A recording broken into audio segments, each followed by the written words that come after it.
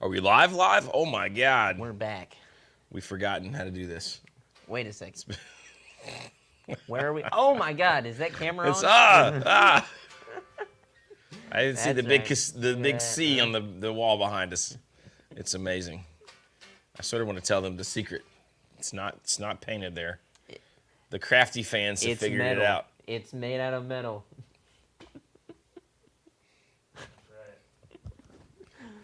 It's like everything else here. Bonafide. Anyways, That's become my new favorite phrase. Bonafide. good morning, everyone. We got Jack. We got Mayor McCheese. Got our pal Monty, homegrown son, the field button, surrender. Everyone's here. Hot dog.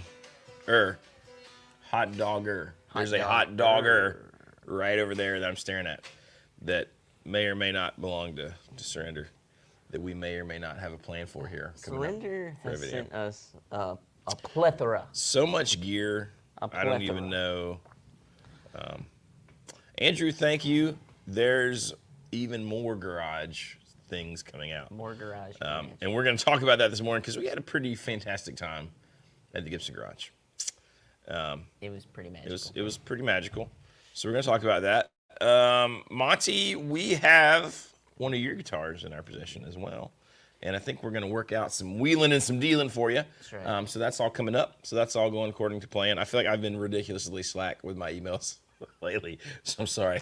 That's been across the board, though. Not just you. We've been all out, you know. It's been all over. We've been gone. It's been a time. It's been nonstop. I'm somehow still pale. I've spent so much time outside, and I'm still Not me. white as a ghost. I'm bronzy. I'm all I don't know bronze. Look what's at me. going on. I was at the beach. I've been coaching baseball. I've been laying in my backyard naked. No, I'm A just Greek kidding. god. Mostly. A Greek god. Mostly kidding about the backyard. No, he's not. Those neighborhood kids better watch out. They're like, do not look in his backyard, whatever you do. So let's jump in. Let's jump in to the important things. We do. We got the Slash gold top. The I do gotta cupcakes play. were amazing, Monty. I was going to tell you real They're quick. what? They were Thank you. cupcakes? There was cupcakes. Baxter stole them all. It's fine. We won't hold him accountable. No, there were cupcakes, though, and I will show you where they are. They were amazing. Dang it. They were quite delicious. You're the man. That means a lot. It really did. It came in right at the right time. We were like, oh. Dylan's eyes got so big. He's like, Dylan gets very excited. We love Dylan. Yes. Dylan gets very excited in a good way. He's still got that sense of childish wonder where we're all bitter and jaded. If you came and brought Dylan a balloon, I think Oh he my would God. actually, he'd be like, Listen, if you brought us balloons, if you brought me, I mean, my kids love balloons so much, they'd be very excited. But so here we are. We've recreated the studio at the Gibson Garage. Wouldn't that be fun if we were in the Gibson Garage right now? We could just project Mark- our little thing. yeah, Mark offered us jobs. And Mark did lock us in the vault at one point. He did. Sort of. He left. I think we should just take a minute to let's break it down like this. Not in the way that everybody thinks we're going to. We're going to start from the beginning of the Screw church and 'em. all that stuff. We're going to go right into it like this. Mark Agnesi Oh my God. is a sweet, sweet man. Like, I never thought I'd hear that phrase. That's sweet, Here we sweet. are. Mark. I feel like your Uncle Larry. He's a sweet, sweet, a sweet man, baby dude. of a man. I like. When Uncle Larry talks, so- no, he really is. Like he. He did more than roll out the red carpet. He was Yeah. like, we're gonna be friends. That's what he said whenever we showed up. That's what was fun about our whole. So we basically, so you know what the heck we're talking about. Obviously, Sean and I went to Nashville. We went to the Gibson Garage. We'll get into the whole timeline of it in a minute. But like Sean said, we're jumping in the middle, sort of. We spent a whole day just kind of bumming around with Mark Agnesi. And wow. And yeah, it was like a bunch of just kind of hanging with like old friends kind of thing. And what was cool for me is like, and we'll, once again, we'll get into these details, but hanging out with Mark was like, I watched Guitar of the Day whenever I started playing guitar, which has been 8 to almost 10 years ago now. That's the Mark Agnesi I grew up with. But I watched That's Guitar of the the guy. Day. So I'm going into it a little bit of more fangirled up than most people. See, I didn't watch a lot of Guitar of the Day. Yeah. I mean, I'm aware of it, and obviously I'm aware of it now, but wasn't like watching it while it was happening with Mark at least. And I was deep, and whenever he left Norms, I was kind of upset. I was like, damn, not like mad or anything. I was just like, it's gonna be weird, And I kind of did stop watching Guitar of the Day as much at that point. Right. But seeing him in person, and there's always the fear of don't meet your heroes or whatever. And Mark is like, I wouldn't say it's like a hero thing, but it is somebody that it's like, wow, like I learned a lot from guitar knowledge. Well, Mark knows a ton about guitars and just the history of it all, Gibson and just sort of all things guitar, honestly. But it's neat seeing someone who started a shop on a YouTube channel, and now he's doing all these things. And I had no idea maybe exactly quite what he does. Like, he's in charge of a lot of things. You wonder, is this guy, is he just kind of the face of it? What is he doing in his day-to-day stuff? He's doing a lot. He's doing a ton, dude. Like all that Gibson TV stuff you see, man. Well, yeah, and I want to hit on Mayor McCheese's thing here. It's not weird to me, at least. Whenever I met him, I've been extremely blown away at how awesome he is and how much he just is like a dude. Like, it was awesome. Yeah, like, we hung out and it was just a fun hang, man. I'm like, damn. So I'm very glad I got to meet Mark Agnesi. That's all I wanted to say. It was touching. Yeah. It was nice to see that the whole guitar world isn't a jaded mess of nightmares and creepy crawly things. Well, it was just fun. And he obviously we've done like sort of videos kind of skeptical of things before and poking fun, and he could have been like, screw these guys. But the whole time, that's super awesome. It was man. like, he's just dope. It was like, damn, okay.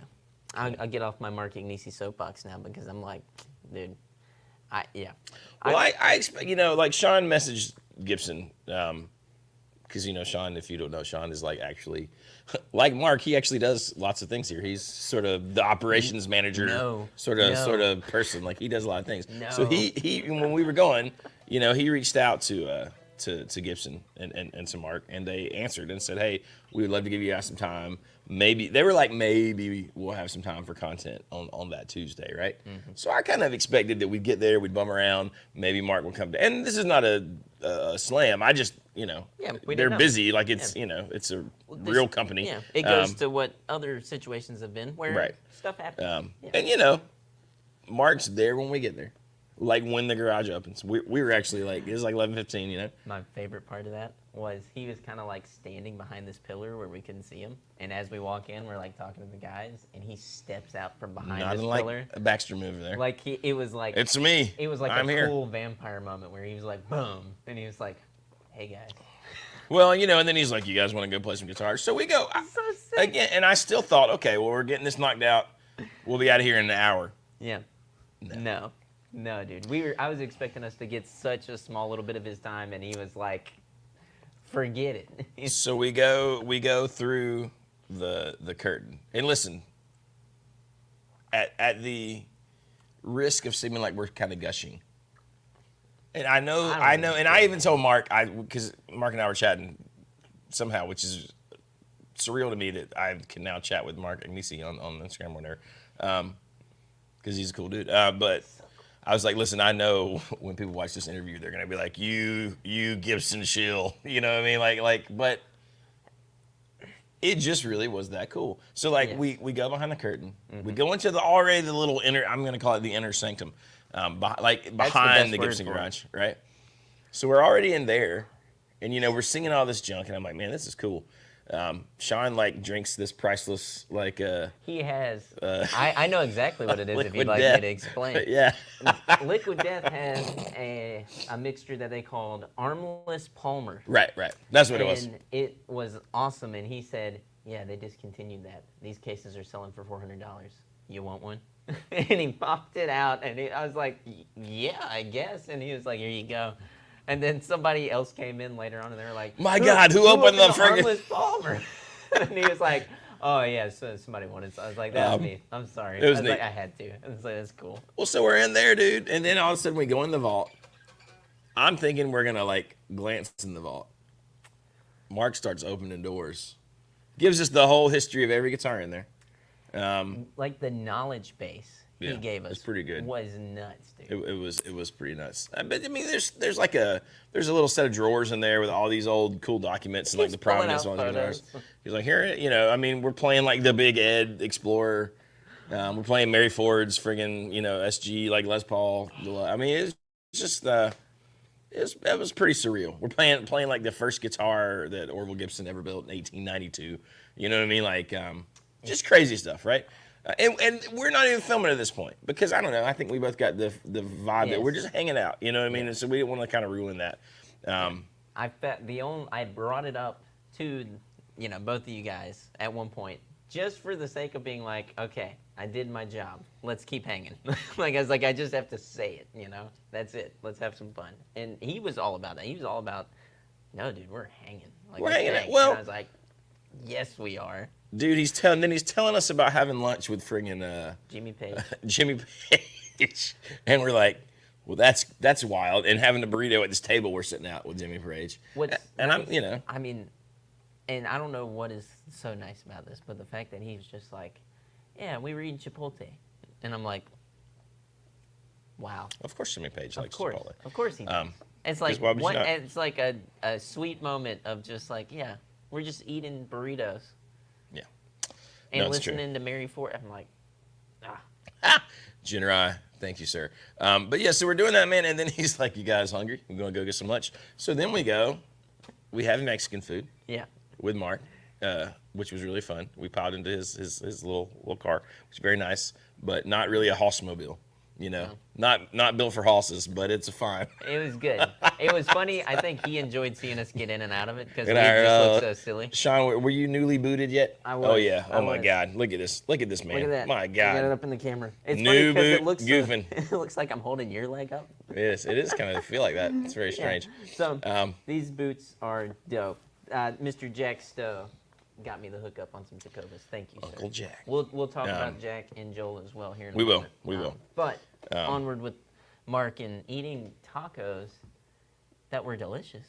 And it was like the one place in town that also, it wasn't like, I was looking at the price of stuff and I was like, where is this reasonable. then? It was great. And the food was Las amazing. Palmas. It was delicious.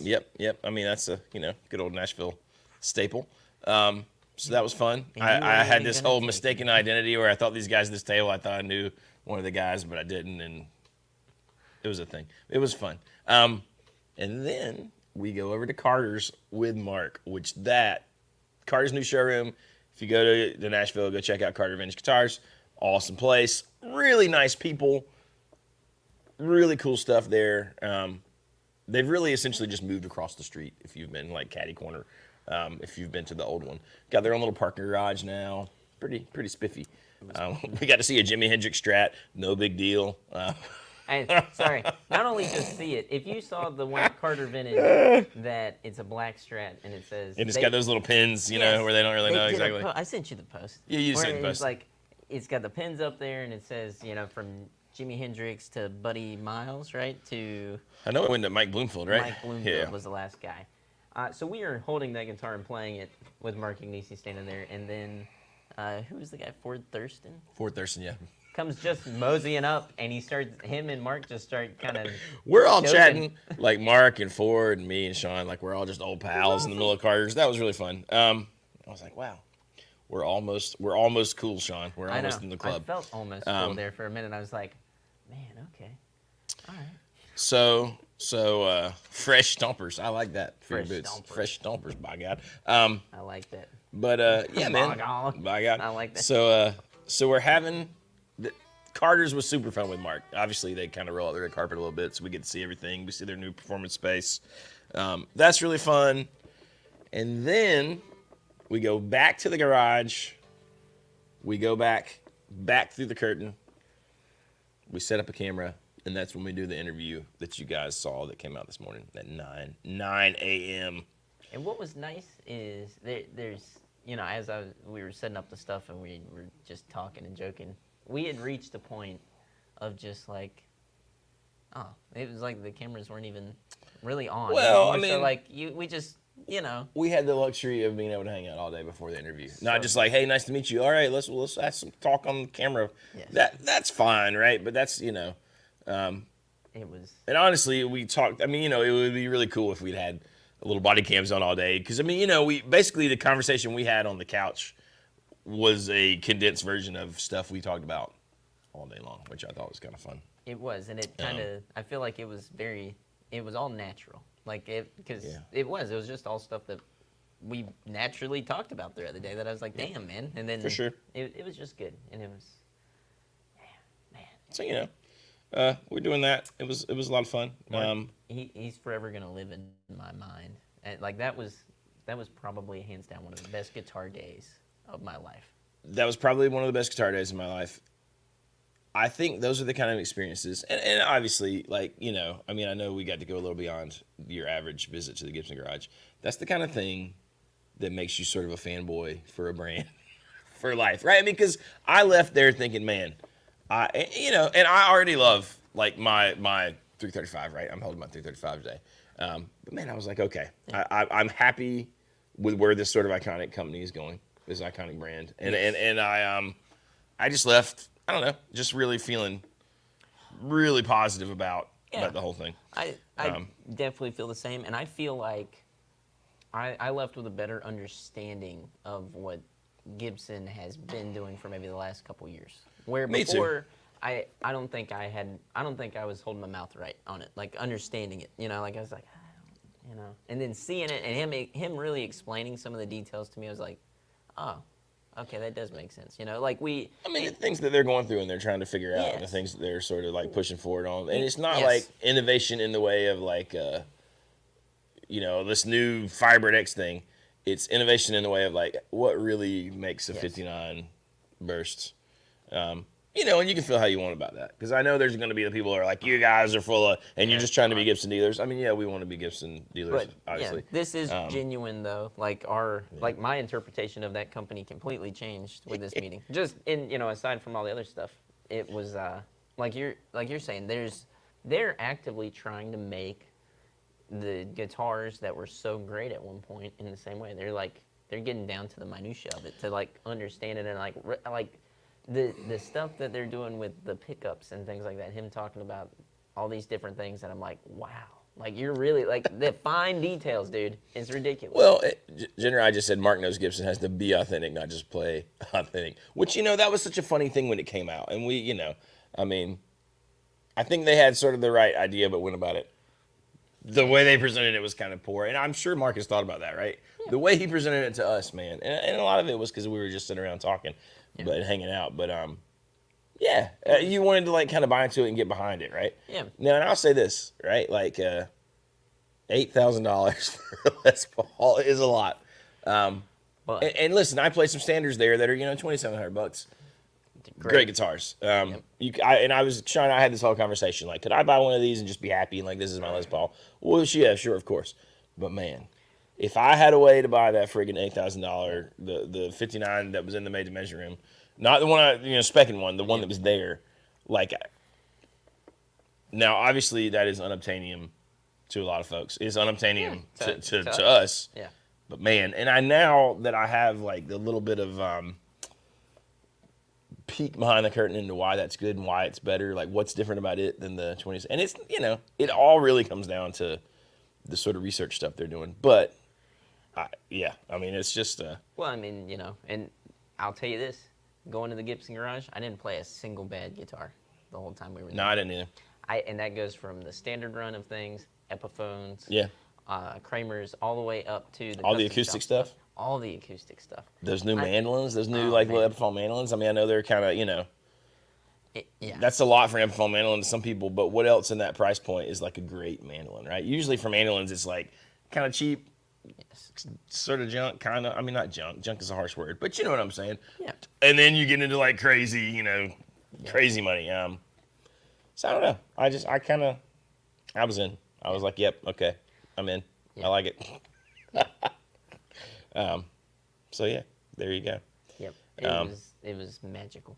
That's the only way to describe it. It was pretty darn magical. Walking back down to Lower Broadway was a come down. It was like, wow. It's the old Chris Christopherson song. Sunday morning coming down. It was, you know, I mean, like, it really kind of was. And, you know, obviously we want Gibson. We want to sell Gibsons. I think we would sell a ton of Gibsons. Mark even said himself, man, it's kind of crazy that you guys aren't Gibson dealers. So, you know, is that possible? I think it's possible. I think it's probably likely. We can't say anything for certain, though. So here's the hope. But, you know. I think I love it. I was impressed in the way that they do, and this kind of segues us into the next part here. The way they did the made to measure. Yeah. Was really cool to see. So we went with one of Jonathan's buddies, Joel, down there to help him design his own 59 guitar. We got a video coming out on that here soon. But the gist of it, as far as going down there with him, was he just wanted Jonathan's expertise on guitars and brought in this awesome 58 Bassman. Good and was Lord, like, dude. man, can you play this guitar through it so we can hear the pickups and decide what he kind of wants, you know? And the made-to-measure process is pretty cool. I was impressed with the way that our guy Pat went about it. He was the gentleman. Well, and again, it's like knowledge base, right? Like that dude knew you know what I mean? And I'm sure they work on that stuff, right? You can't just. Yeah, you don't wake up with that knowledge. Well, we talked to Mark, man. How did you learn all these things that you know? Oh, you know, he said it was on the job at Norms, right? Like, because you're figuring that junk out. We're all constantly when something weird comes in that we don't know and we're trying to figure it out. I mean, I don't think that either one of us would claim to have the same knowledge base as No, like but you just Mark, learn more. Yeah, no. You just constantly are learning, right? It's how you learn that stuff, you know. Like, yeah, I can't tell you how many like weird facts I have in my head that just like I can be like, oh, between 63 and 64, Gibson put plastic bridges on some acoustic guitars, and it's like I know that because one came in one day and I was like, what the hell is that? Well, that's like we were playing that SJ200, and he was talking about the little, you know. At one point, they had these little plastic like screw-in inserts where each part on the saddle was, and they don't. I mean, you know, they're earlier, but they don't really. He said it looks cool. He's like, but tonally, he's like, it's wild. James White, you said better than my 59 reissue. I love my Ace 335 59 reissue from the National Custom Shop. I'm not sure what is better than my 59. Like this is the only Gibson that I currently own, and it is a 59 reissue, and I love it. This one's a 2013. Man, yeah, I mean, there's no like 335 I'd swap this for. I don't think there's some there I want in addition to. I was gonna say, like, there was one with the Bigsby man with the dots and the little custom, you know, thing on there. There was an SG there that had me ate up. Yeah, dude. There was like seriously, like it's not a matter of like, oh, I can get rid of my guitars for that. But but there's just things that you're like, that's not my problem now, right? Like the first time in my life, I'm to the point where like I don't have a guitar I'd get rid of. I've always had things that were like trade fodder, you know, and I'm like, I'm willing to swap this for something, right? And I don't have that right now. I'm like kind of come to, I don't have a ton of guitars, but I've got all the guitars I have I love for one reason or another. So yeah, but I mean, man, my brain is turning about how do I buy? And I will say, like, I think the newest iteration of the pickups that are there, that they got out now, are like, they're right, man. They're not like, I didn't play one Les Paul that I thought was woofy. You know what I mean? I mean, they were kind of like the bell, like kind of chimey, clean thing, balanced. And then, God, when you went to the neck pickup and or the bridge, and it was like the right amount of bite. I mean, they were just good. The 58 sound different than the 59. I mean, it's just really good. Yeah. I mean, I'm more. I don't play 60s because that's trash. We're talking a 60? Era. What? No. I'm only kidding. But no, I don't like the neck. I like the necks better on the 59s, 58s. But so, James, I mean, not necessarily better. Just, I will say, I don't know. I don't know that Gibson's been more consistent than they are right now in a long while. Yep. So, you know. That's right. And Tim, I don't think those mandolins had a pickup in them, but I'm not sure. And I'm sure there's an option to get it. I know that like Jack, bought his Hummingbird while we were there. None of the Murphy Live acoustics come with a pickup, but they installed it before they, and he flew, so he had them ship it to him. That's right. And they just installed it right there, and then sent it off to him. So. And that's to talk on our buddy Jack there. He met us there as well to find his perfect acoustic guitar that Jonathan was going to help him pick out. And that was a ton of fun. And we went out and went to all the bars at night and walked around and stuff. Jack and Rusty, man, just having a good time. That was the start of it, right? Like I knew Jack was going, I knew Rusty was going, or we're going, to use good grammar. And then Joel saw it when we were talking about it on one of the live streams and said, "Hey, I want to go pick out something too." So yes. I don't want to go. There's a video coming out in pretty good detail about, especially the reason that it's mostly about Joel's made to measure thing is because Jack picked out his guitar, played it, and bought it in about 15 minutes. Like it was the quickest. Yes. But let's talk about that, right? Because there's something like, Joe always spent hours and he spec'd out a thing, and that was really fun. But there was something magical about Jack went in knowing like what he wanted, but he was like, I'm gonna play everything and see. Dude, he played that one guitar and it was like, oh no, this is the guitar. And he was smart enough, and probably because we say junk like this and he takes it to heart. Hey, listen, guitar, how many times have you seen, and I know people think we're just like, BSing them or like being, but people will come in so often. A guitar will have been on the wall for 6 months. No one cares about it. No one looks at it. A dude will come in and fall in love and spend all day playing it and be like, oh, okay, well, I'm going to come back Thursday. Okay, man, do you want us to hold it? Do you want us to pull it off the website just in case? No, man, it's okay. I'm going to come in Thursday. And then, like, immediately it sells online. I mean, it's just weird. It's just weird how that works. So, and it happens. It happens so often. Like, and I don't know why. A guitar that, like you're saying, no heat on it. Nobody cares. None, man. None. And then out of the blue, somebody calls us and they're like, "No, I want it, and I need it right now, and I'll pay whatever. I will pay more." Or they won't even do that. They'll just buy it online. It'll just be like, "Oh, it's sold online." Exactly. Because you can go to the website, you can buy stuff. But they just like jump on it. Like this lovely black paisley, like I don't know if anyone's interested, but nah, man, it's just it's just funny. But anyway, so Jack didn't do that. Jack was like, yeah, no, we're gonna buy this right now.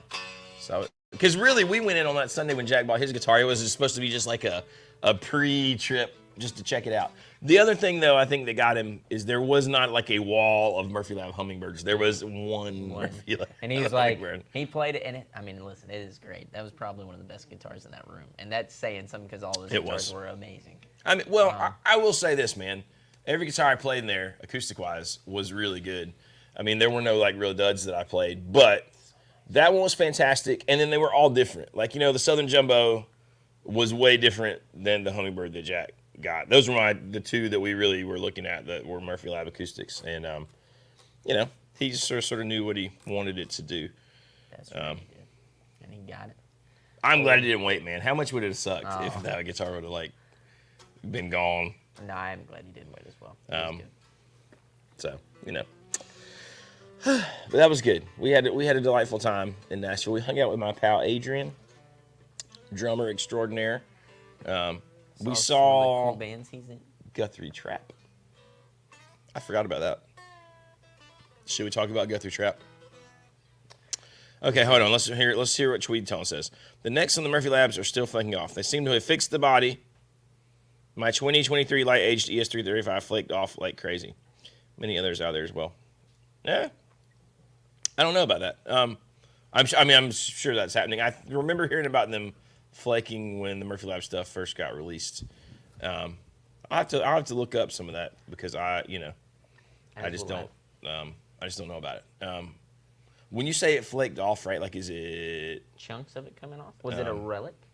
Yeah, he said. Yeah, no, it was. Did he say what it was? Light aged. Light aged. Which is kind of wild because the light aged is not, you know what I mean? Like, that's mostly checking. Was the neck crazy checked, like, before it was flaking? I mean, not that makes it okay. I'm just wondering. I'm just curious. God, that does suck. I mean, you know what I mean? Because I can't imagine. I'm trying to imagine the 59 that I loved so much. Yeah. It was heavy aged, I think. Yeah. But, like, their heavy aged is nothing like Fender heavy age. It's like, oh, one little spot. To be honest, this is gonna come off wrong. I don't mean it this way. I'll explain it after. I feel like the Gibson stuff's just a little bit more tasteful in the aging. The Fender stuff isn't bad by any means. It's a little less fanciful. Yes. You know what I mean? Yeah. Like There was a time when I thought Nash guitar relics looked good. I mean, I still like Nash. I love Nash guitars actually. But they're a little bit like they lean into this character, right? Like the Nash stuff does, the aging for most of it, right? And it's like its own style. And some of the Fender stuff can lean that way. But I think that's why we kind of love the Journeyman stuff because it's very realistic looking. I think that's why we kind of the Deluxe Closet Classics are getting a lot of traction right now, and I think that's why. But I don't know. There's still something awesome about the heavy relic Fender stuff that's just destroyed, that is cool. But yeah, the Gibson stuff just does not get into that territory. That's right. But so no, I would be interested, and I also would be interested. Tweet on, have you talked to Gibson? And what do they say? Because I knew, like I said, I knew that was happening when the Murphy Lab stuff first came out. But Jack, you animal. That's great.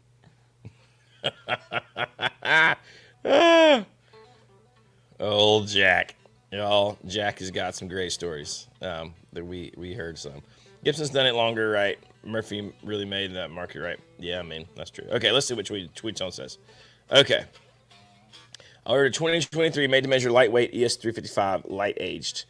Gibson won't refinish it. They'll offer me a replacement that's over 8 pounds. Okay, and so yours is at 7 pounds 4 ounces. So does the flaking? And again, I'm not saying the flaking should have happened. I'm just wondering: do you still like the feel of it with the flaking, or can you feel it? You know what I mean? Like is it a huge gap where the chunks came off every to time wood? you go to is play, it bare does wood? it come bashing off? I'm just curious that we'll have to sort of, like I said, peek out there a bit on the forums. John Washburn, Miss Nashville, ended up in Manchester with the Bonnaroo crowd. That's good. That's not a bad place to Bonnaroo is cool. To do it. You know what I mean? Bonnaroo is cool. Yeah. Now here's an interesting point. Peter says, Todd H, I think with Gibsons you have to play a lot in the store before you find the one. My 5 solar guitars, man, all except the first were COVID-19 sales, and my recent one I bought when I was in the hospital. Do you think, I've always said that about Gibsons, after I played all the ones at the garage, I wonder if they are getting to the point where they're a little more consistent. And some of it's not even that they're inconsistent, they're just all different guitars, right? Like they're just so individual. But I don't know. I have a little more confidence. Like if I found the right Murphy Lab, minus the issue that Tweet Tone is talking about. Yeah. I got a little more confidence that maybe I would just, if I found one that I thought was just gorgeous, maybe I would pull the trigger. I mean, that's what I would do. Not to discourage anybody from going there and building it, because the process is very cool. But I'm also the kind of person, there was a point where I would have spec'd out my own Fender custom shop, but now I think I'd much rather go and play one in a shop. And the same way with Gibsons, just because there's something nice about finding that guitar. Yeah. That's just me. Ask Sean if I give him a week with the Rick Derringer. Yep, the Rick Derringer, the Warrior model. Rick Derringer. I'm swapping slash guitar for. Can he learn and play rock and roll hoochie coo? Rock and roll hoochie coo. Demonetized. Oh my god. Demonetized. Oh my god. No. Yeah, you can do that. Yeah, I can do that, man. That'd be fun. Maybe I can make a little vloggy video out of it or something like that. Do something fun. That would be kind of fun. If they'll allow me. Oh, God. Okay, Jinrai. Let's talk about it. It's an open wound. Jonathan has the potential tribute Skinner gig looking. Oh. And what Les Paul are you going to buy? You Man. had to ask him, didn't you? You had to ask. So the singer for that tribute, and these guys have been doing it for 20 years. It's a pretty big tribute, right? He's had some health stuff. He's taken the rest of this year off. Gonna make some lineup changes. I'm getting all this from a Facebook post. I didn't talk to him, but now. So hopefully for 2025 that will be a thing for me, but it won't be a thing for me for the rest of this year. I was kind of hoping it would. We haven't really talked about it too much outside of you telling me that kind of sucks, man. I'll tell you this. This is my overstated opinion. I think the worst way to share information like that or find out about it is a post on Facebook. But who knows what's going on? I like to give people the benefit of the doubt. But if I were in your position, I'd be a little kind of like, if for the heads up. he and I'd been talking so much of it through my friend, the drummer Roland. Yep. That it was, you know what I mean? Yeah. And then getting like CC'd on emails that I felt like because we weren't talking crazy directly, it didn't bother me.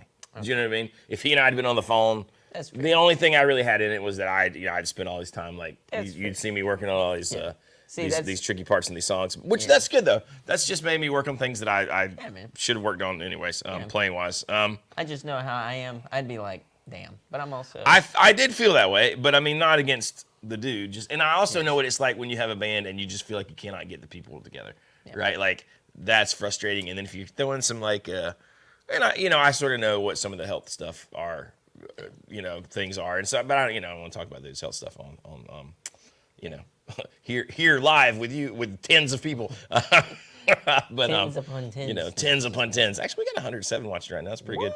That's cool. So but hopefully 2025. Now, I already had Les Paul fever because of that, and then we went to stupid Gibson, and stupid Mark was so nice.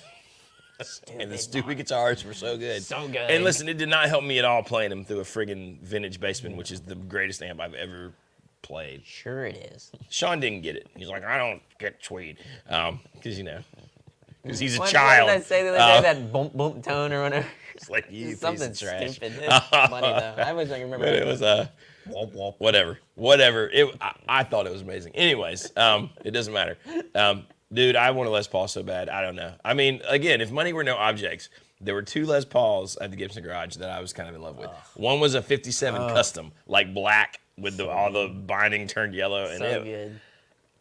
That was neat just because it's not what everyone has, right? And I think Steve Gaines actually had one kind of like that. That was a contender, but there was a 59 in the made-to-measure room, dude, that I've loved. There weren't any bad ones. That's the problem. There weren't any bad ones. I mean, but just those 2, man, either one would make me ridiculous. And to be fair, I played a standard 50s that was just like a flame top that was there. It was like $2,800. Also, yes, but the other 2, I was like, man, do I need both kidneys? Like, as much as I wanted to journey with you into the Les Pauls, the SG Sean got hit by now. Stole my dude. heart. I love that SG. That SG was awesome. I mean, I'd play one of those and be like. In fact, we even talked about, man, what if we had matching SGs? They're only $7,000. They were amazing as well. But I don't know. That's funny. I don't know. Said, why aren't we a Gibson dealer? Hopefully, we're working on it. That's all I can say. I'm excited just for the future. Even if we aren't Gibson dealers, I'm excited for the future of Gibson, as we've kind of reminisced and talked on. Les Paul too heavy. I think that'll be good. Not too heavy. Les Paul's just, I don't know. I haven't, and it's funny, me and Baxter, and I talked to you about this, about the basement and stuff like that. There's certain things that I feel like as guitar players, you either aren't prepared for, or your playing ability maybe isn't there for that certain thing yet. Just some people. Like for me, that Bassman, the way that I play doesn't fit that. And I know that's a great amp. Because like hearing you play it, I'm like, badass. Hearing me play it, I'm like, I don't get it. There's a ton of things like that for me, right? Like where I'm just like, some things just aren't everybody's flavor. You know what I mean? Yeah. For me and the way that I sort of play, yes. that is like it was on the money, dude. Peak. You know what I mean? You don't need anything else. That's and just sitting there with the volume knob and the friggin' and I mean, we were plugged straight in. We were loud enough that it was amazing, right? Like the thing that would suck about that, right, is you get it if you try to take it on gigs and stuff, you'd be like, oh my god, it's so loud. But you know what happens. Oh, and Jen Riot's really fine. It's not that big of a deal.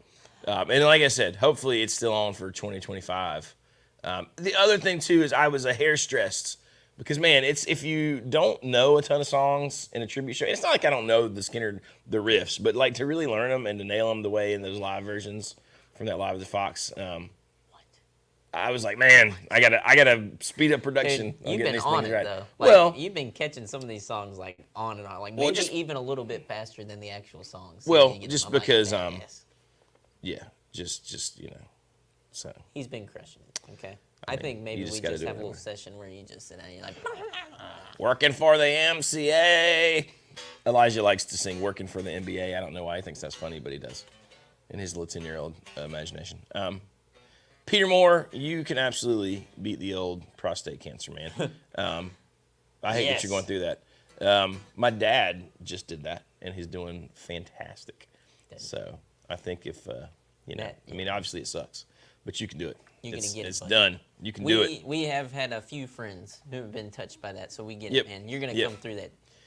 Nothing's But, gonna stop you. nope, you can do it. We got you. And we, we're big supporters of just the positive energy is what I think pushes some of that stuff the most is, keep your head up, and if you need That's right. friends to talk to, you got friends here. That's what I think more of this community could be about that we have here is, you got people here for you. You got a little family here that's like, hey, we're, at least coming from the two of us, you got this. Well, and that's why Same our thing. little live stream is so great, right? We're all just hanging out, we're chatting. That's We right. had this fantastic experience. We get to come tell you guys about it. That's right. And honestly, you're kind of what affords us having that experience, right. honestly, because without you guys watching and hanging out, they wouldn't care who we are. They At wouldn't, the yeah. Gibson Garage. I mean, they'd still be nice people, and they'd still be helpful, and they'd still, Yes. that's the great thing, too, about the Gibson Garage. They'll let you play anything you want to play there, right? Nothing was off limits. And I watched that with just other people, Yeah. because you don't know if it's, they're like, we got to do this good for the YouTube guys because they're going to talk about it. But no, everyone there They're just nice. playing whatever they wanted Yeah. to play. And all the dudes working there, super knowledgeable and super, super kind. That's right. But anyways, like I said, that's not lost on us that, that's why we get to go Yep. do kind of cool stuff And like on that. top of that, too, homegrown son as well. Has been going through it, man. You've been going through it, and we've been keeping up, man, and I love your updates, and I appreciate those updates of how you're doing and all that stuff. So, Absolutely. we are with you too, my friend. Thinking about you thing, man. with the going through chemo and all that kind of stuff. So yeah, that stuff sucks. But that's where you got friends, and That's we're right. here for you, man. So give us a holler if you need anything. And the same thing with the Les Paul, dude. We're gonna crush it. We're gonna have some fun with that. We're gonna man. crush it. I'm excited. Tweet telling I'm with you, man. I kind of I love my 335. Probably do like it slightly more than any Les Paul I've ever played. The Les Pauls just do something. You just want one, you know what I mean? So like, yeah, there's no trading or like replacing one for the other, but sooner or later, I want to find like the one, the Les Paul, The Les Paul. Yeah, Jen Rye, I'm with you. The Hoss Les Paul. It's got there. I will tell you guys this. There was one yesterday on Marketplace. Not that I'm looking, but sometimes I am. An 81 birth year. Birth year. It did look really cool. The dude wanted a lot for it. I was like, man. It's like I'm from 81 and I don't think I'm worth that much. But This Les Paul talk's making me was- think. it was Give me pretty one neat. second. Jack Stowe asked how Derek was doing. The big D. Derek's doing good. I believe he's been doing some health action. He's been looking good, looking trim and sexy.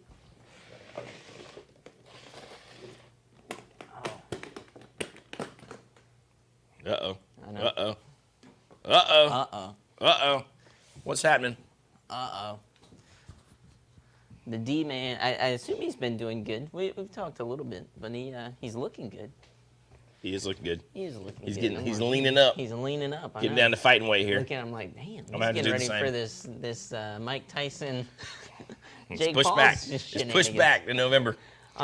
This is my Les Paul special that I A special. am having to sell, which is unfortunate. But if anybody is interested in that, let me know Whew. because you guys can get a killer fun deal. The family discount. That's right. I'm asking 32 for it, but hit me up and I'll tell you the special little action I can get for you guys, which is fun. Because I like it if it goes to somebody who is gonna play it and cherish it, and not some weirdo who's like, oh no, I'm gonna flip it for a bunch of money or whatever.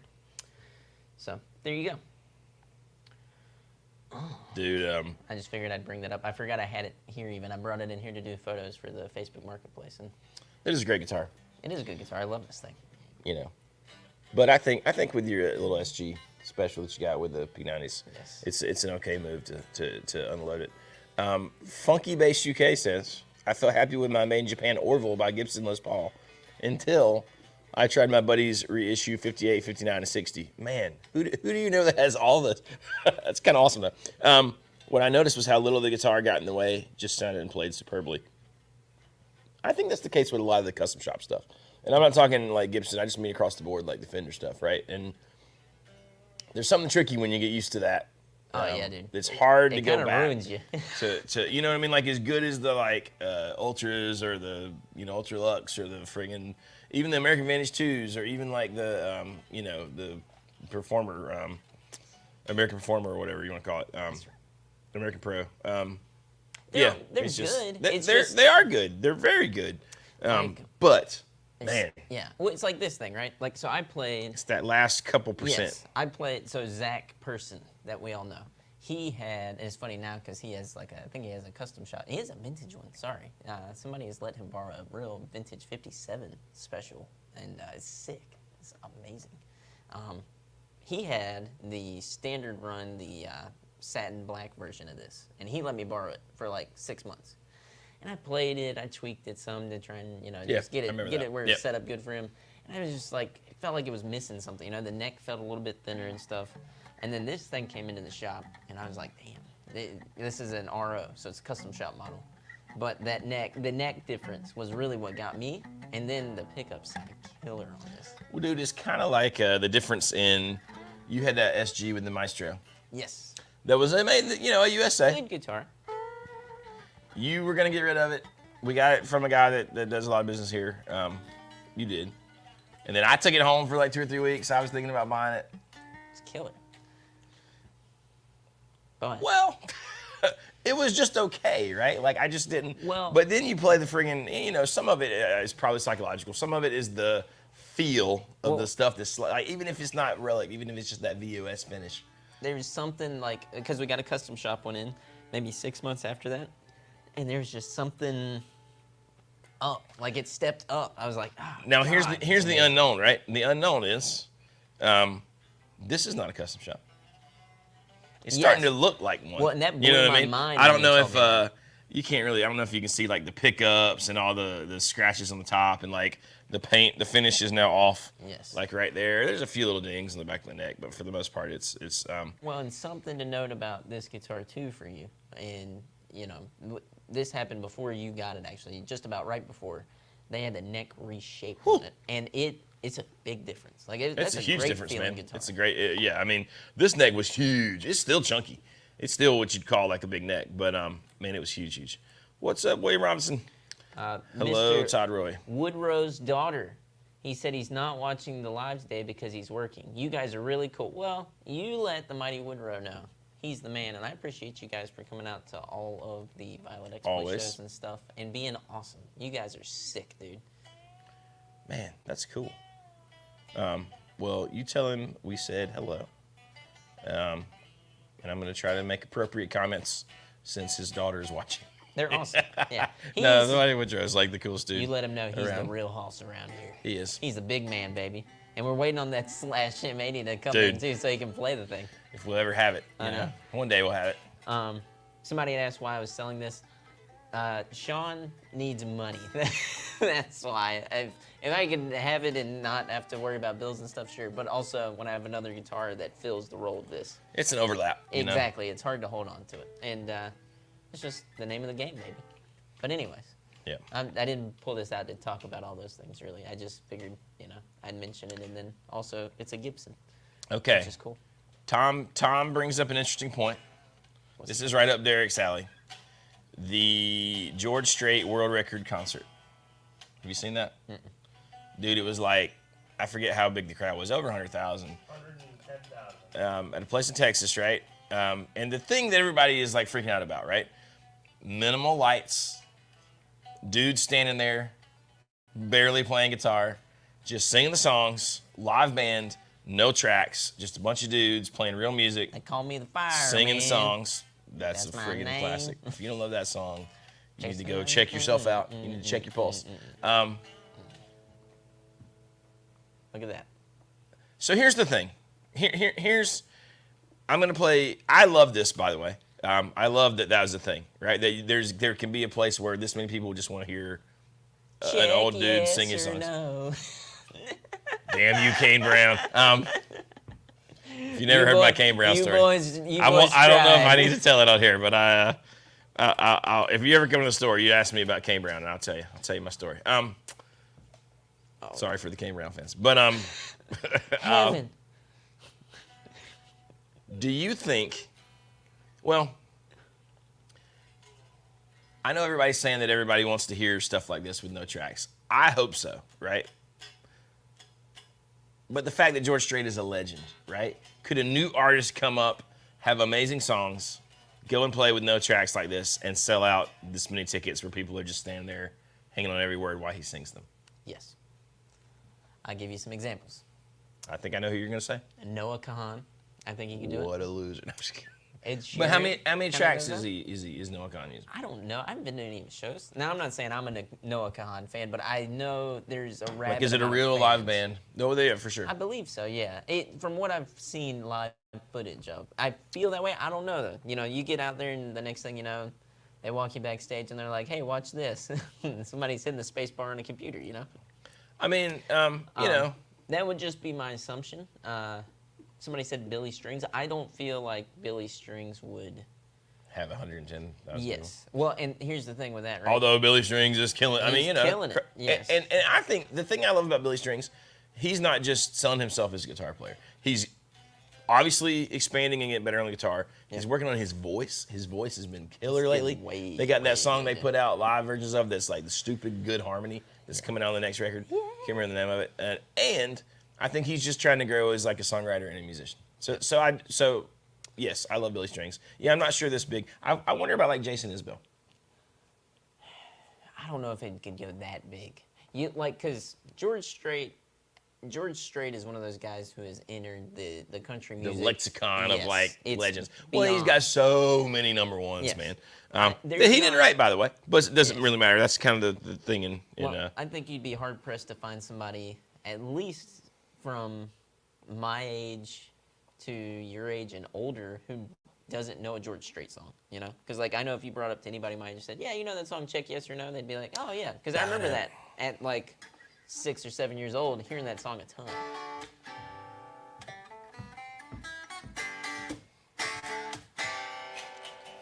It started way back in first grade. Yeah, I know a lot of George Strait songs, but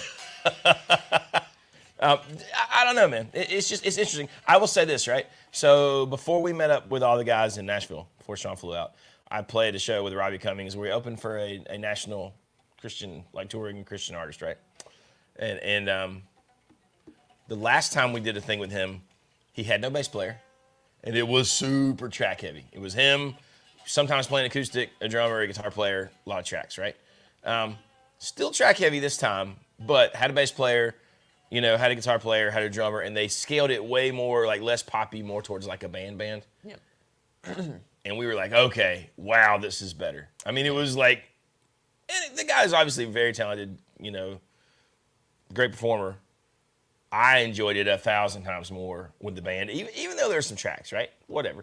I think the crowd did too. Yeah. But I don't know if they know, or I don't even know if that plays in for them. I think for this concert, you're just going to see George Strait because George Strait is a freaking legend. You know what I mean? Well, it's kind of like a. I guess the negative part of what I'm saying is, I wish that this was like, oh, it's a new trend, but I don't know if it is. Well, and here's the thing to think about too. George Strait, he was doing songs at a point where all the elements of it were just the band. Well, he's had that same band forever. You know what I mean? Like, that's right. Sorry. And that's just what it is, right? And you got 2 or 3 guitar players, and you got a pedal steel player, and you got a drummer, and you got a bass player, and you got keys. Yes. You know, I mean, that's just, you know. Well, and it's like because now I feel like so much of it, like, well, let's use Falling in Reverse and let's use George Strait, right? Because Falling in Reverse got a bunch of heat for the whole computer shenanigans, right? And losing their computer and everything. If you take a band like that and you took all the tracks out, you'd probably be a little disappointed because there's so many elements going on in their songs in the background that it wouldn't sound quite like the songs. And I'm sure that's a point of contention for most people already, anyways. So maybe it's just based on what the artist has done. You know what I mean? Because Bob Dylan isn't going to go out and use a bunch of tracks. No, but I mean, we even talked about before, like Rock Man. I remember Baxter and I doing a video probably a year ago now. We're talking about there was some band that like their laptop malfunctioned. They couldn't do this huge show. Yeah. I mean, I do sort of hate that. That was Falling in Reverse. That was them, right? Yep, that was those right. people. Okay, yeah. Yeah. Yep. I mean, but I guess it's like you said. It's whatever you're going out and doing. Yeah. Well, I mean, like, you know, it wouldn't make sense to see Bob Dylan or George Strait with a million tracks. And the drummers back there with the laptop, you know, like, the pad for hand claps and stuff. Exactly. It would be like, what the hell is going on? But I would prefer it. Yeah, I would prefer it if you did do some crazy studio stuff. Whenever you go out to play it live, do it with real instrumentation just to do it differently. Like, I'd be cool with that. You know. I mean, the track used to be just having a great keyboard player with all these sounds, you know what I mean? Yeah, And where you get like, you know, a horn section, you know. And now it's like, oh no, we have the stems from the recording, which is, you know, whatever. I don't know. Sean, you don't think Bob Dylan plays to a click track? No, I'm gonna say. I'm gonna say Thank no. God. I don't. That Let's is see what Jen Rye's take is. I don't think you should pay legacy artists prices to see music mimed to, and if your music needs to studio production tracks, then I don't think you're. Ooh, it's a hot take, but I like it. I mean, I like it too. Like I said, this isn't so much like a me kind of thing. Yeah. This is just I think that just is where it's at. I mean, like I don't want. Yeah, I wouldn't want to go see somebody like that, like a Tom Petty show, or like, you know, how much would it have sucked to go see Tom Petty and it's like you realize they're not playing the parts, they're like not singing, you know what I mean? It's like, dang. Somebody asked, Ned, did we get started early today? I don't know. I can't even remember when we used to start. It's been so long since we got to do a live stream. Those guys were gone for a week. I think we said where you went, but you know, the videos are getting ready for their trip. And then I left for a week as they were coming back, and then Sean and I met in Nashville for a week. So really, I've been gone for, well, we haven't been here together for 3 weeks prior to this week. So We had to work out the kinks. If you saw the lack of videos, it was just because we were all going in different directions. But that's right. At least 2 of those weeks was us trying to make really cool content. Yeah. So, you know what I mean? Got to give props to Metallica. Still killing. Okay, so Sean says, but like, would you be upset if you saw 9 Inch Nails and they used backing tracks for some of the sounds? No. Well, here's what's cool about 9 Inch Nails is, I think this is cool. They find weird ways to make that stuff happen without some of the tracks, and that's like some using of it, right? Tascam and stuff. But I don't know. It really depends on how you view a live show, right? Because for some people, it is very instrument heavy, right? It's based in that. For other people, though, you go out and they're looking to see this kind of huge spectacle. You know, I've seen people be disappointed because they'll go on there. All they did was like stand on stage and play. There was no 30-foot tall inflatable whatever the hell behind him and all this stuff going on and everything. And I think there is this separation between entertainment and music lovers. And yeah, for real. You see it mesh and blend. Like, look at Taylor Swift's show. You know, like if you took out a bunch of that stuff and she was there just playing these songs for 3 hours, not moving, not dancing, not doing any of that, oh, you it would be a lot different. Like, well, I think that's the magic of seeing a band in like a club, not an arena, not a stadium. Yes. Yeah. To be there and see the dude sweating, you know what I mean, and hear the friggin' amp sound, and like, you want to see that. Yeah, man, right? and I'd be upset if George Strait's thing was too much of a spectacle, because he's not Garth Brooks, right? No. But Garth Brooks still great songs, and he's also crazy. But it's a spectacle, right? Where's the body's G? I never told you that story. I'll tell you later. That's kind of what, and like Metallica, like Todd's talking about, they're just friggin' going out and doing it. And I like with Metallica, they don't mind if they hit something wrong and start over, you know what I mean? And they laugh about it and it's cool, and and it's like, okay, 80,000 people just saw me mess up the intro, no big deal. Yeah. When I think it too, it's all about how you entertain, Yeah. Do you entertain with dancing and moving around and inflatable things behind you? Or do you entertain by playing your songs to a T and really showing your prowess as a musician? Yeah. It's different strokes. It's just different, and it just depends on what you're trying to see in the thing, right? Like Yeah. if you want to feel the songs in a spectacle, it's one thing. If you want to hear them, like it'd be like us seeing we saw Guthrie Trapp at the Underdog, with like 40 people maybe. If that, yeah. Maybe I mean, 30 it was people. a light crowd. And those in a good dudes- way. In a good way. That was amazing entertainment, for an hour and a half, 2 hours, all focused on guitar playing, obviously. I mean, the bass player and the drummer were killing it too. Would 100,000 people like to see that in the stadium on a little screen? Nah. I mean, I can't think of any scenario where like it keeps that many people's attention, right? But if you love guitar and you love music that way, and you want to see a guy who is just like the top of his friggin' craft at the moment, He was on. then that's amazing. That's right. like mesmerizing. But it's mesmerizing when I'm sitting there, I could have propped my foot up on stage. You know what I mean? Like, and his amp sound just hit me in the face. If you Props to were- them, by the way, for not being like, it was Too not loud. incredibly loud. No. It was the perfect volume in that little It was club. just right. It was kind of awesome. I feel like love it's just going off the rails. there a When is I there a saw Zakk Wylde NSYNC, debate? like 20 years ago, they had a live band. Oh my God! In fact, I used to know I've met one of the guys who used to play with NSYNC and Britney Spears and all those people. Greg Howe. He was one of the God. He's a nasty guitar player, but yeah, he was in that band for a while. So there you go. Let's see. We'll see what Sean Harris says. As a fellow musician, I find myself many times wanting to watch someone play just as much as listen to them. I'm trying to learn some chords and things. Yeah, I think that's true. I think that's fair. You know what I mean? Here's a good one from Greg McFadden.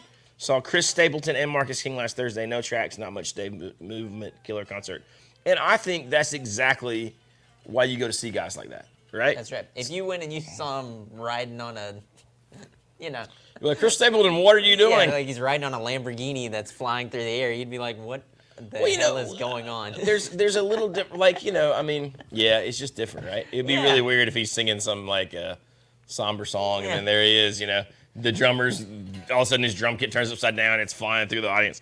But you go to see Motley Crue, and you're kind of like, And if you don't see that, you're like, you what guys the suck, hell? I hate it. Yeah. There's no fire. I mean, I think Tedeschi Trucks is a great example of this. It's like Right? seeing Motley Crue, and he hits the dude to the bass. He stops playing bass, and they're still playing behind him. Boom, boom, boom. Hey, you. You keep I'm talking working. about George Strait. He made an entire movie about this called Pure Country Back to Nice. Yeah, this is true. But whatever you're gonna do. Tony Bennett, just his voice, one person playing piano, music don't get better than that. Yeah, I mean all that stuff, right? Like it just all kind of has I its would go to all that. place. Yeah. I think when it gets in the weeds, right, is when you expect one of either thing: spectacle, tracks, or no, just dudes standing there playing music. Yeah. And it's not Yeah. and I'm not saying musicians can never do what's not expected, right? But there's just certain things that you kind of expect when you see certain folks, and the zany thing is when the things don't match up, I think you almost have to kind of go out there and just go with an open mind. I've seen a couple acts that I went in with an open mind and I loved it. Seen acts where I go in and I'm like, okay, this sucked. Like, He's talking about me. He yeah, throws I mean, things. He You talks want to crap talk about my tracks. my tracks, all the tracks coming through.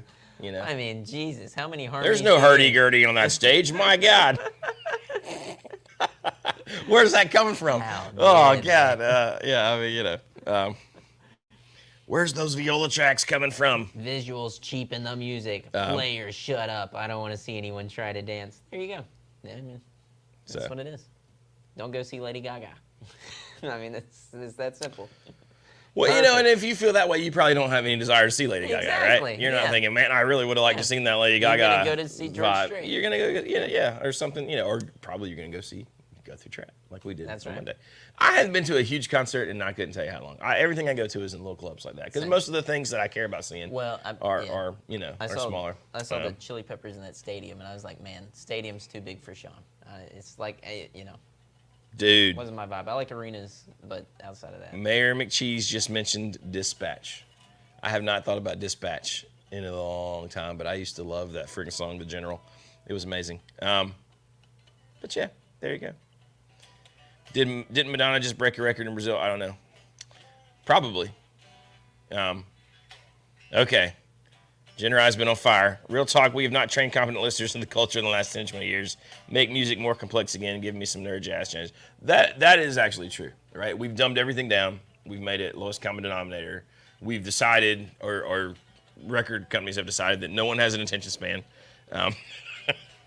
And that's what we want. right. And if you put only that out there for long enough, absolutely it becomes true. So I agree with that a billion %. Yes, and I do feel like you can find some of that out there too, though, if you look for it, right? Like if you want some of that like good old fashioned crazy mess, it's out there. It just isn't up to the top, which sucks. You know, I wish there was more of like a.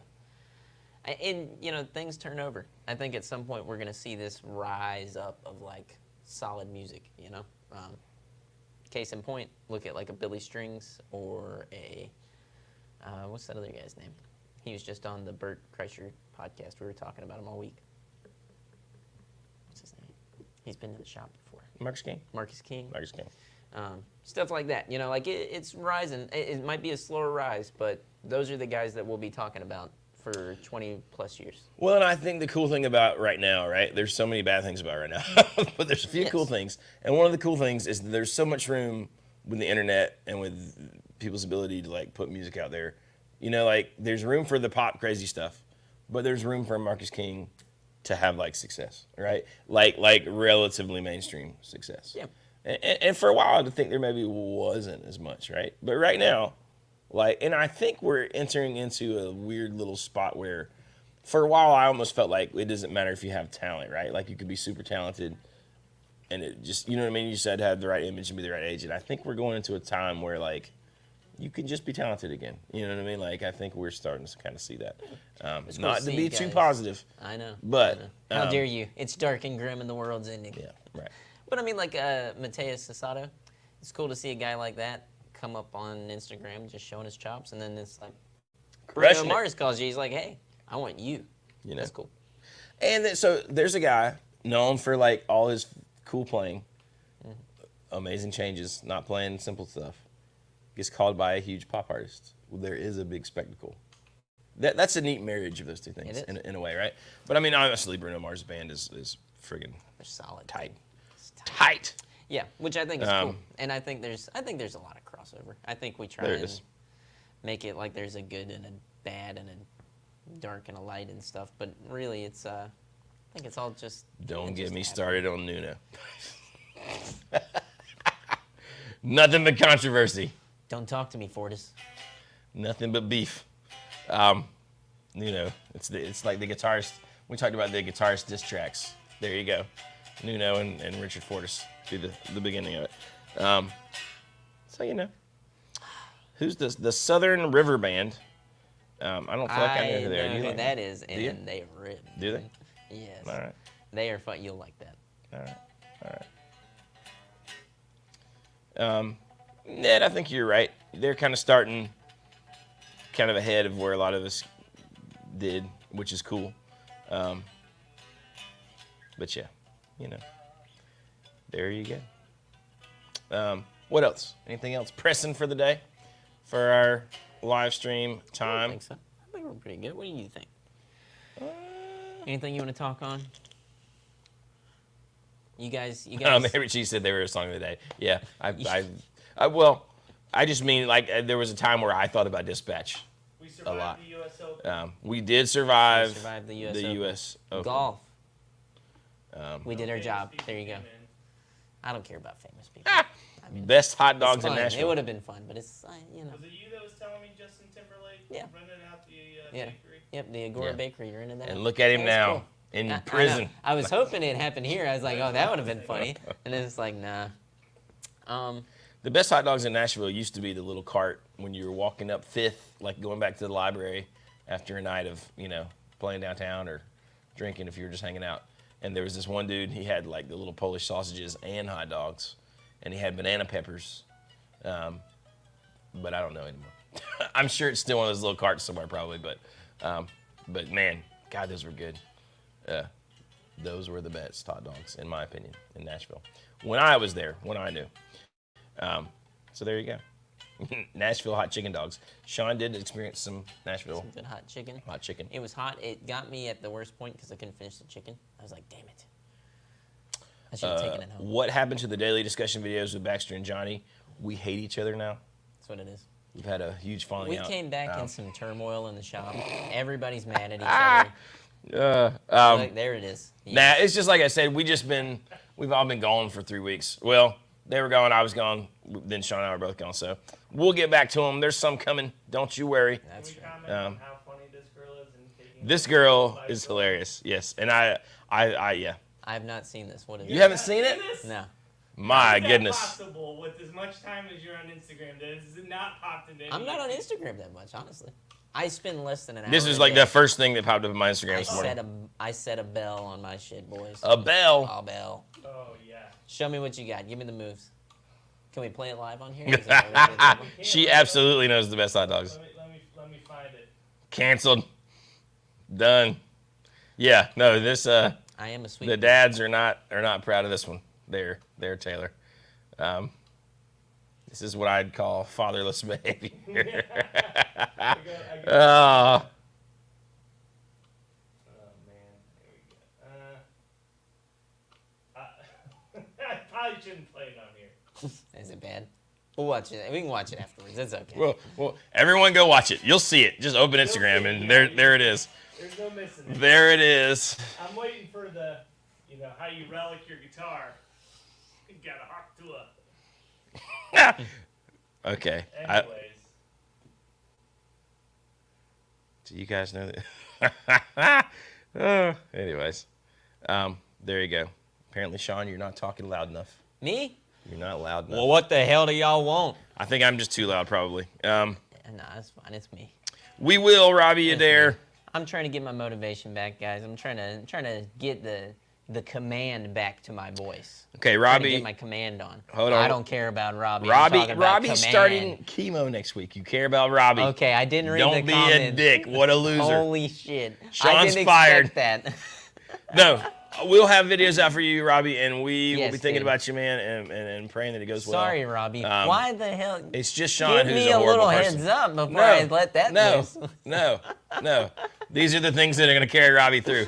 Robbie, This burning hatred for Sean. if you ever walk into the shop, Robbie, you can open hand slap the shit out of me. How's that sound? It's coming. You gotta spin on that. You got to.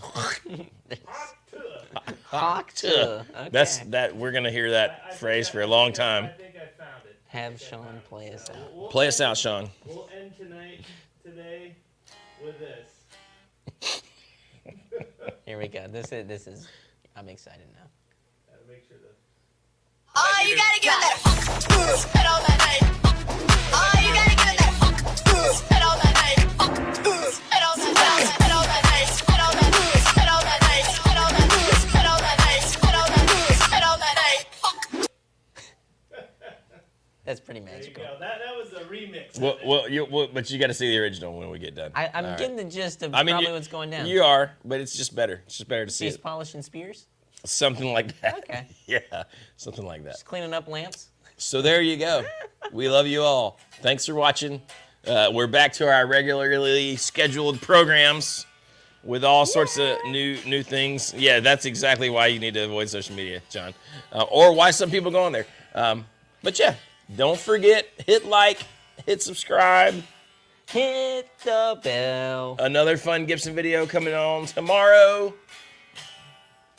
Make sure you watch it. Somehow Baxter's in it. We magically teleported him there. That's good. So yeah. See you guys next week.